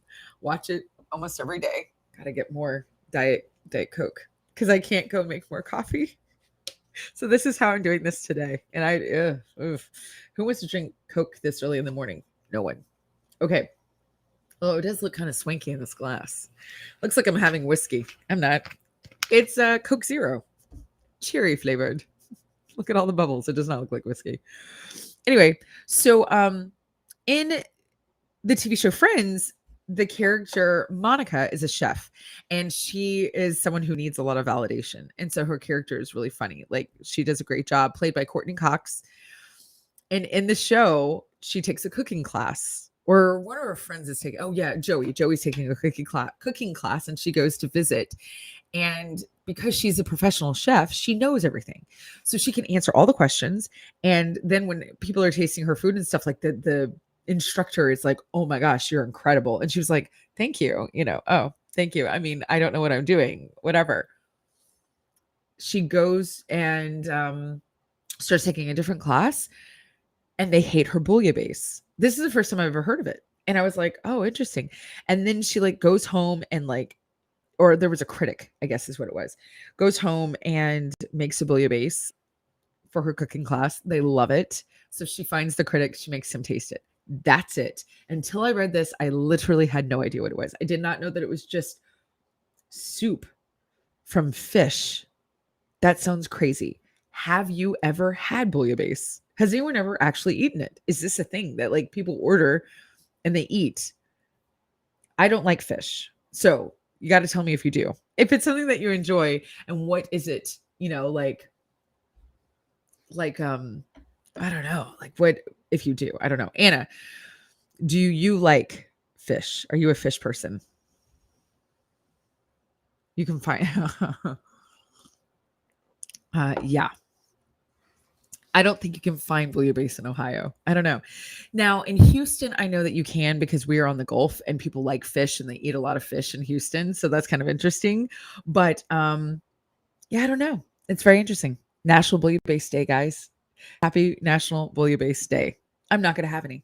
No, I'm done with that. That's hilarious. Okay, Peloton responds with a commercial. You guys, have you heard about this? People are up in arms. They are losing their minds. This is Hot Take Tuesday. Here's what's interesting that's going on in the world right now. There's a film that maybe you've heard of, Sex and the City. It was a television series that starred Sarah Jessica Parker and other people. I can't think. It's Cynthia Nixon. Who plays Charlotte? Oh, geez. I can't believe I can't remember everybody's name.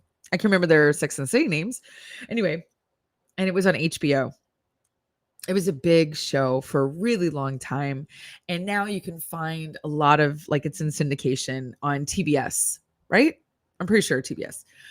So a couple of years ago, they decided to make a film, which was interesting because, we've kind of talked about, should you make musicals into films and, that are on stage on Broadway? Does that ever translate? Can it translate from that medium to the other one? Same with, what about going from, film onto musicals, right? Because like right now, Mrs. Doubtfire just debuted on the Broadway stage. That is happening right now. And people have a lot of thoughts. They have a lot of things to say. And so the conversation was, do we need to have Mrs. Doubtfire as a musical? Beetlejuice is a musical. SpongeBob is a musical. Shrek is a musical. Like, these are weird. You know what I mean? Do they work? And then you have, where you're taking, like, we just read, In the Heights was a musical on stage and now it's a film, West Side Story, right? So it's an interesting thought. I think it's also interesting to talk about these, like, going from a television show and making it into a film. Can you do that? Like, does it translate? I don't know. In my opinion, like, I don't think Friends as a movie would work. I don't think Seinfeld as a movie would work. I don't think ER as a movie would work. Those are all really, really old. I'm trying to think of something that, why would you make a film? So when Sex and the City came out and said, we're going to make a film, I think everybody was kind of like, how are you going to do that? Like, you're a TV series. Now, what's interesting is that you've got these 4 strong females, right? And they're living in New York City. They all have very interesting lives. They, do interesting jobs. They have really interesting friends. And the fashion is fantastic. So it kind of makes sense. Okay, you can make a film with this thing. So they do the first Sex and the City film. And it was fantastic. It was shocking. It was absolutely shocking how fantastic it is. Because you just, again, you think, how can you take a television series and make it into a movie? And they did. They did it well. I think the pressure was on. They had to really step up to the bat. But like I said, I feel like the ingredients were there for this to take place. And it did. And it was successful and it was great. Cut to, they make a second film.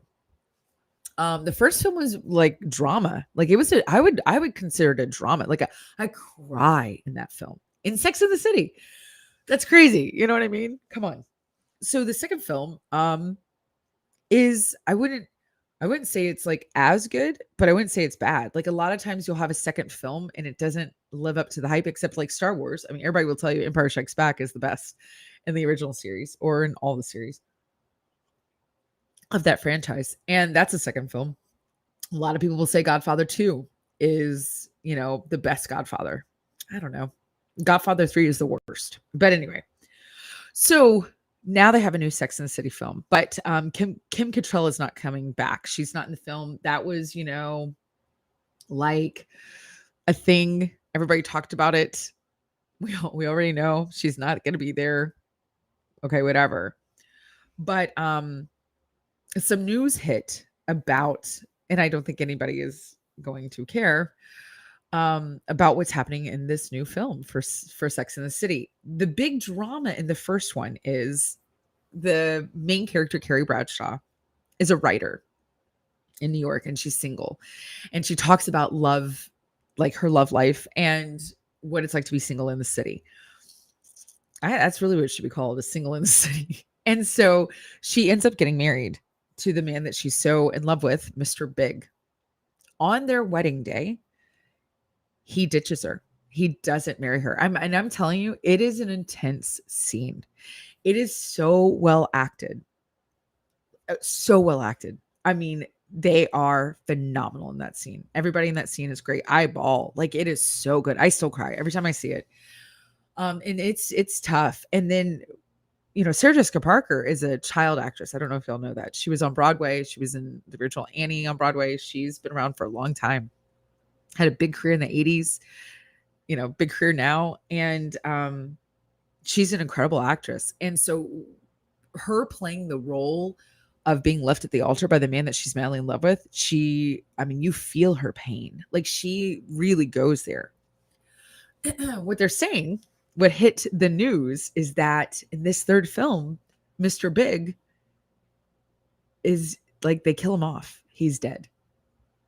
That's really like pretty upsetting to a lot of the fans because they got us very into this whole story. The whole TV series is about this character, Mr. Big and Carrie Bradshaw.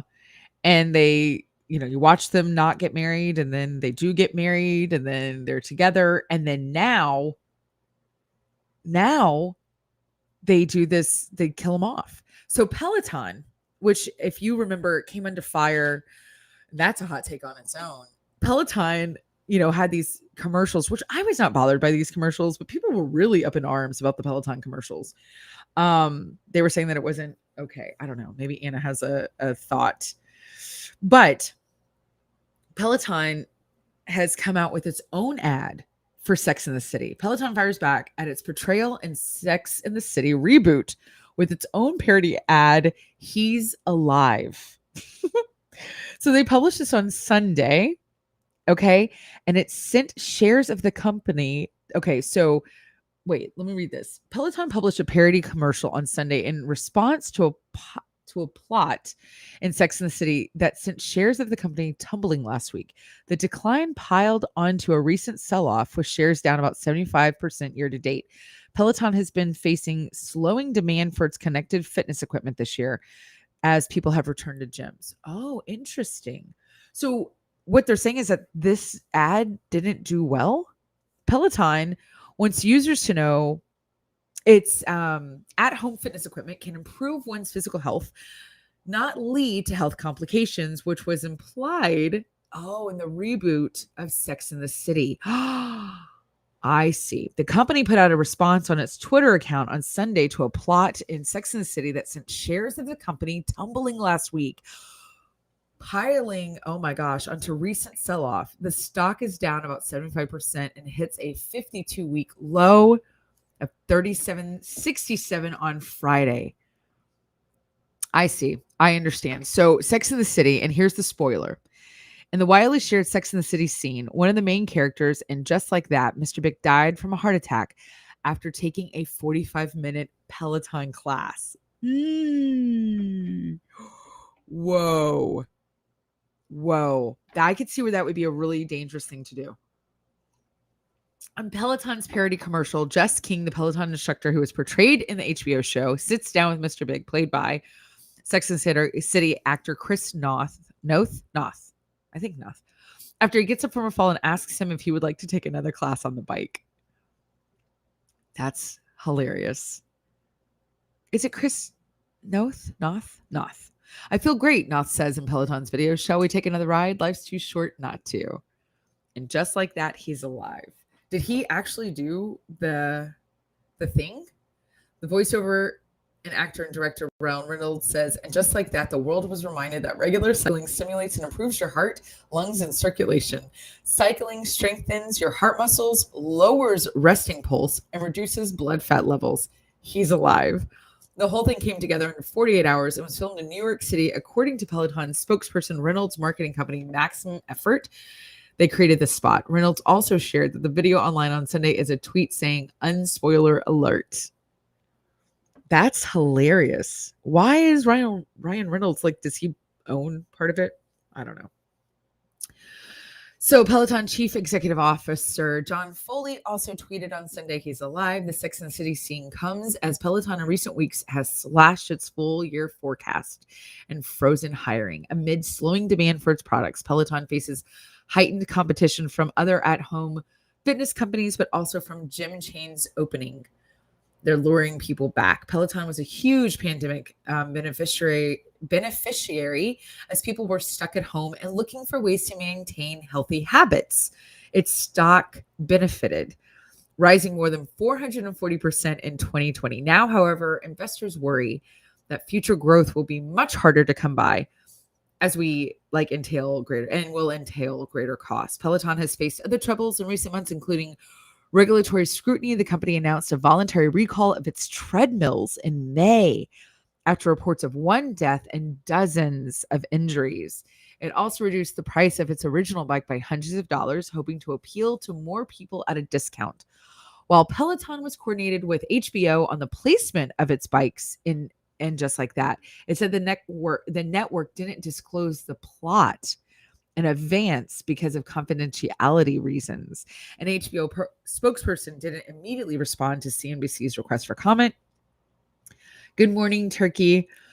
BMO Capital Markets analyst Simeon Siegel, who put a note to clients last week saying the portrayal in Sex and the City could point to potential trouble with the brand. So the taping of Reynolds to help with the response video was a smart move. Reynolds previously snagged the actress in the infamous Peloton wife commercial to star in his aviation gin brand. Who doesn't love Ryan Reynolds? I think that's great. Well, there you go. So that's interesting. We'll have to see, Anna, how this whole thing plays out. Peloton wife? Yeah. So when Peloton came out on the scene, they started doing commercials. And so Peloton is a bike that has a computer on it, and you can connect with everybody else in the world that has a Peloton bike, and you can take different classes. I have a friend that's a Peloton instructor. So it's a cycle class. So, if you want to do spin class, you could do it from the safety of your own home. And so the commercial that kind of put Peloton on the map was for Christmas. This husband got his wife a Peloton bike. People felt it was very tone deaf. They also thought it was very offensive because, who are you to say that your wife needs to lose weight or to get healthy? People give each other stuff all the time that has to do in the health category of life. You know what I mean? But they were pretty rough. And I'm trying to remember if there was anything he says or if there was anything inferred to her, but I don't remember there being anything offensive about it. But people were up in arms. They were like, bleh. Boycott Peloton, da da da da da. This poor actress who played the Peloton wife, or maybe people were mad at her. I'm trying to remember, Anna. We'd have to look up an article to see what what it was that made everybody so upset. But yeah, she couldn't get a job or something. Something happened to this wife, to this woman. She couldn't move past this situation that happened to her. But she was excited. She gets the Peloton bike and I think she's offended. And then she starts riding it and she gets healthy. And then she's like, that was the best present ever. And that's what people were mad about. I don't know. But then everybody I know got a Peloton. So I don't know. What do they say? All PR is good PR. So, but apparently they're not doing so well. I want to know, what I would love to know is if somebody has done a what do I say? A graph of the different at-home gyms. You've got Peloton, you've got Mirror, you've got Tonal, but has anybody ever compared them and really seen which one works, which one is, easy to use, which one is where people are sticking to it? Are people seeing any improvements with their health from these different programs? Mirror seems interesting to me because you put it on the wall. That seems really cool and I think that's also what you do with the Tonal, right? Is that, let me see. They're very expensive. They're crazy expensive. But then it's up on the wall and you don't have like another piece of equipment, or you don't have something inside, like, like in your house that you're trying to like figure out or whatever. Like it's there. It's kind of a thing. And I get the concept of like wanting to connect with people while you're exercising in your home. I guess you don't. I don't know how they work. Can you see each other? Because to me, that wouldn't make a lot of sense, because maybe you don't want to be seen with the whole like going to the gym, you don't feel good about yourself and that kind of a thing. But with gyms opening up, I know a lot of people connect with their gym friends. Like they get very close. It becomes a community. Not everybody, but it'll be like a thing. So, okay, so this is the chart, the mirror, and you're going to also have to do a subscription service, right? So you have to buy it, and then you have to like do this whole like subscription series. So I don't know anybody who has a mirror. I know people who have Pelotons. Good morning, Casper. But the mirror, like just itself, is like $1,000. Okay. Which that's a big investment, especially if you're a person who does things like you get into stuff, but then you like don't do what you say you're going to do. So if you buy it and then you don't do it, that's expensive. So the all mirror packages require a monthly membership, across access unlimited classes across up to 6 profiles. It is $39 a month. Membership dues are billed on delivery. 1-year minimum commitment. Gyms are less than that. Like a gym is less than $39. What are the benefits for that? You don't have to get in your car. I guess if you live in the winter, like winter states, or up north. Okay, sure, maybe. I don't know. But that's a lot of money. You're buying a piece of equipment for $1,000, and then you better do it. And then you're paying close to $40 a month. I don't see how these are working for people. Can't try it for 30 days, but I don't know anyone who's done it. The Peloton people really seem to like, because it is interactive. It is more of a community situation. But again, that's a monthly fee, but you can do all the classes and all the kind of things. And I'm sure the bike costs like, who knows, thousands of dollars. But it's something that, people can do. I don't know. But people like gyms. So people are getting back. Are people opening up and getting back into the gym where you are? Like, is that something that you feel comfortable doing? There's different places that have different regulations. I know that in New York, they just regulated that you have to go back to being masked inside. So I could see where being in a gym, if you do have to be masked, do you have to when you're working out in New York? I don't know. Let's see. Anna says, use free YouTube videos. You're not wrong. Also, I know I have a friend whose sister is really famous. Her name is, well, the famous one. She's famous. She got famous because, well, she was a rockette, and then she is a dancer, Amanda Klutz. And sadly, she got famous during the pandemic because her husband passed away from COVID in March of 2020. Like one of the first people in America. Like it was a big deal because he's a Broadway star. And there was a lot of conversation about him because he was young. He was in his early 40s, big personality. He just was like working on an album coming out. He had a song that he wrote. He was crazy creative. A lot of people just loved this guy. His name was Nick. And they had to remove his legs. I don't know if y'all remember at the beginning of COVID, there was a lot of things we just didn't know about this virus, and we didn't know how it would do things. And one of the things that they started to find was the blood clots and the things that you couldn't get the oxygen going to all the places. And there was an oxygen problem, that's why everybody has like O2 monitors now for their fingers to see how they're doing. So they had to remove his legs. And that was a big deal because he's a Broadway star and he's a dancer. And so she was posting like them at their wedding was so beautiful, them dancing. And she was like, we'll dance again. And everybody was like, talking about what he could do when he wakes up because he was on a ventilator. And he was in the hospital forever. I mean, like for a long time. They thought he had pneumonia. And one thing that she said was when she dropped him off at the hospital because you couldn't go in because of everybody was trying to figure out this whole thing. I don't know if she kissed him goodbye, which is a really sad story, but every day she had the world at 3 o'clock, stop what they were doing, no matter where you were at 3, and play his song that he had just written. And it was actually about living your life. It was like this, it's a very upbeat song. Really great. Like, anyway, so the whole world was pulling for him. I mean, like everybody was pulling for him. And here's also what's so sad. They had just had a baby, their first child. First child. And he died. 41 years old, super athletic, no, no underlying issues.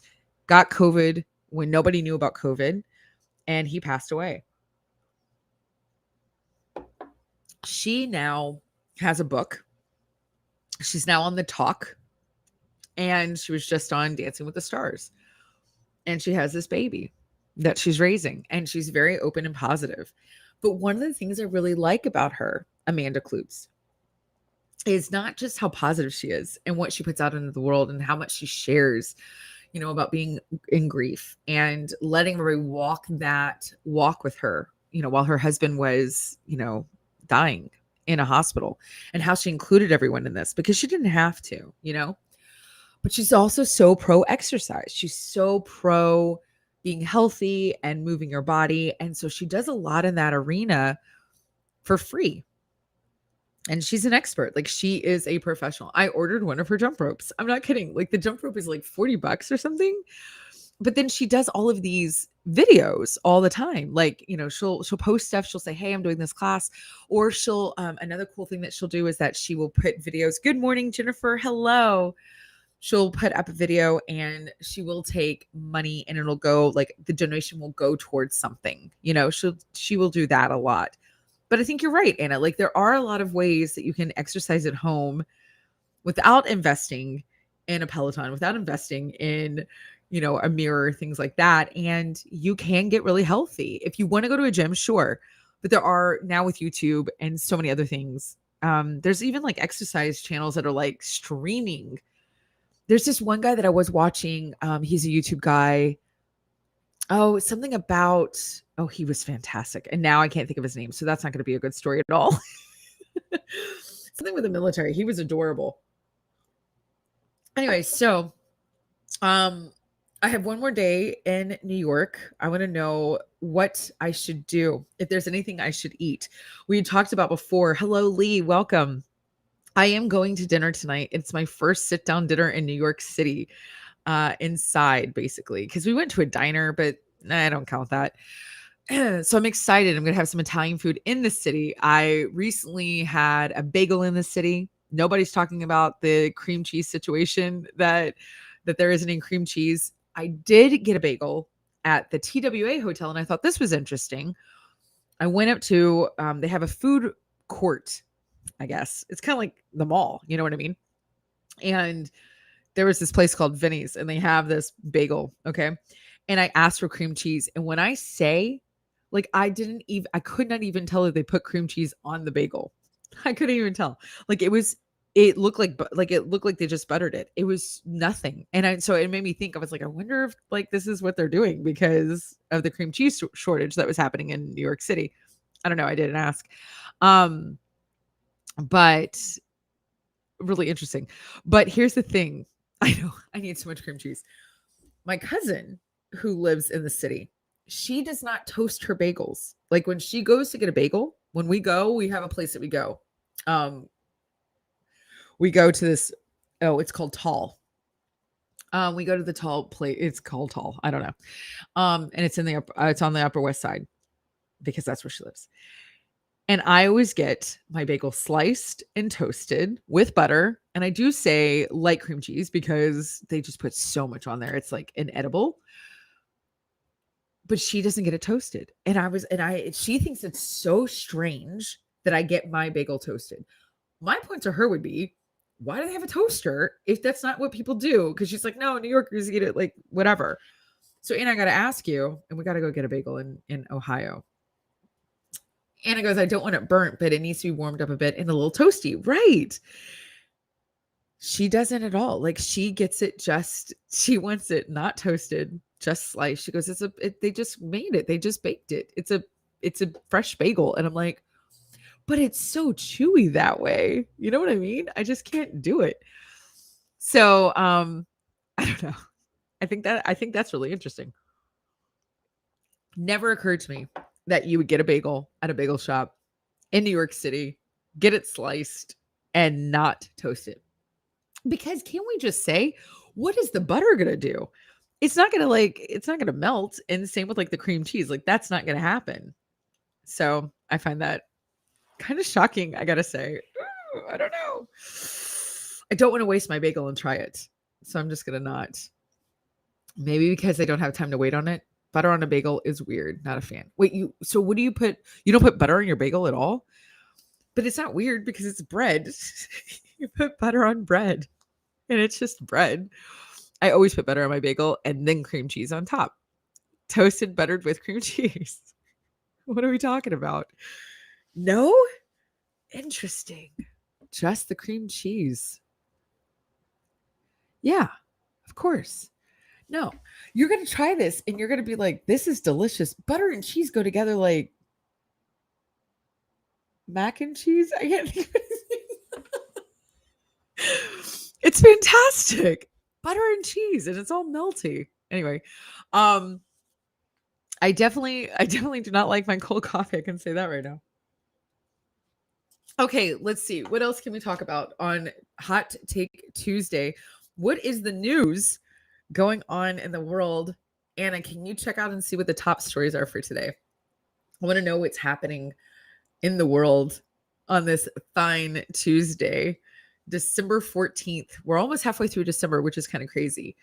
But I heard some talk that Trump is going to run again for political office. I don't know if that's true. I would love to know what happened in sports last night. There was a big game on last night. I was here in the hotel and I was hanging out with a friend, and I want to say it was the Kansas City Chiefs and the Chargers, or the Rams. It was the Rams. The Rams and the Chargers, I'm pretty sure. And I'm not sure. I mean, I just said I'm pretty sure, and then I was like, wait, I'm not sure. But I think it was. I think it was the Chiefs and the Rams played last night, and I believe the Chiefs won. Not sure if that's true. But yeah, so I don't know what happened in Monday Night Football and the Olympic sports. What was interesting was everyone who was watching this game last night, we're in Connecticut. The Rams are in LA, right? The LA Rams? Is that true? Cardinals. Oh, thank you. I knew it was a red team. That's pretty good that I knew that because I was not paying attention. Oh, well, I was completely wrong on everything. It was the Rams and the Cardinals. So not Kansas, but they're red. Kansas is red. And the red team did not win. The Rams won. Rams at Cardinals score. Matthew Stafford outduels Kyler Murray as Los Angeles gets revenge on rivals. Oh, so that's why it was such a big game last night. Okay. That makes sense. Because I was like, why is everybody into this game? Because we were in Connecticut. Why does anyone care? So let's hear why the Rams run. Their high-flying offense did its thing basically from start to finish. After an opening series punt, Stafford started dealing with some of the most confident, comfortable throwing he showcased all year. A shifty Sony Michael helped take pressure off of his arm, but that did plenty of work on Arizona's secondary hitting Cooper Kupp, Van Jefferson, and Odell Beckham Jr. For big scores and timely precision passes, Coop stayed open throughout the evening to bolster his case for the Offensive Player of the Year. Defensively, Donald was a wrecking ball in the trenches even when he didn't get to Murray. And the secondary kept enough plays in front of them, sans Jalen Ramsey, who was missing due to COVID. This was a true team win, meaning that they all worked as a team. But people were really into this game last night and they were very excited. Nobody was from LA. Nobody was from Arizona because I heard the people, they were in town for a conference or something and they weren't from either one of those areas. But that makes sense why it was a rivalry because Arizona and LA are close to each other.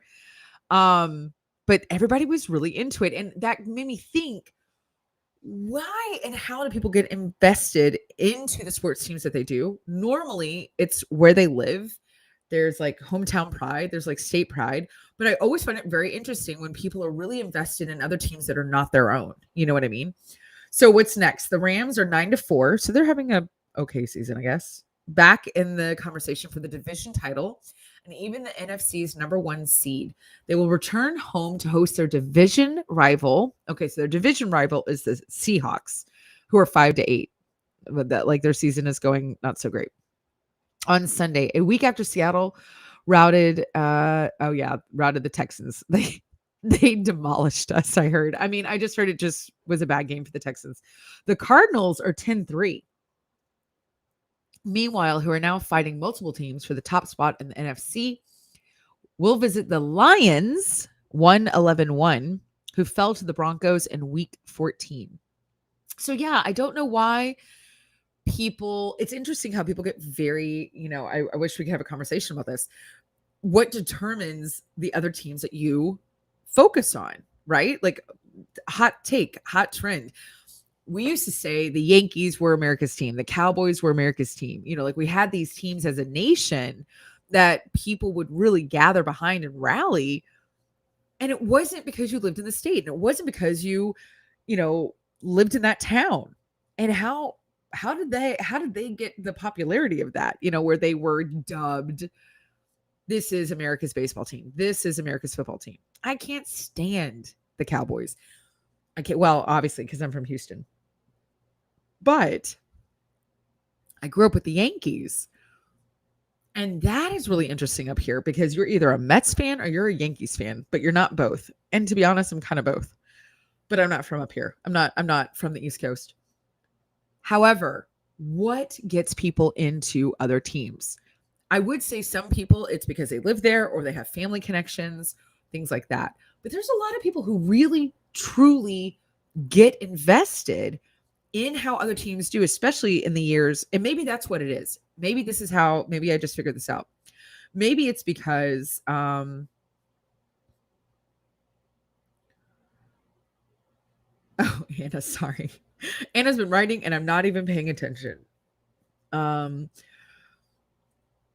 So she's saying that she had a cousin who picked the Miami Dolphins when he was little. He probably liked it because they were Dolphins. She has an uncle and another cousin who are obsessed with the Minnesota Vikings, a brother-in-law who loves the Seahawks, and she doesn't know where it comes from. This is what I'm thinking. This is my hot take. You start going for another team when your team is out, right? Like when obviously you could live in a state that doesn't have a team. Sure. So obviously they're going to have to pick somebody. If you live in a state that doesn't have a team, you have to pick someone. I get that.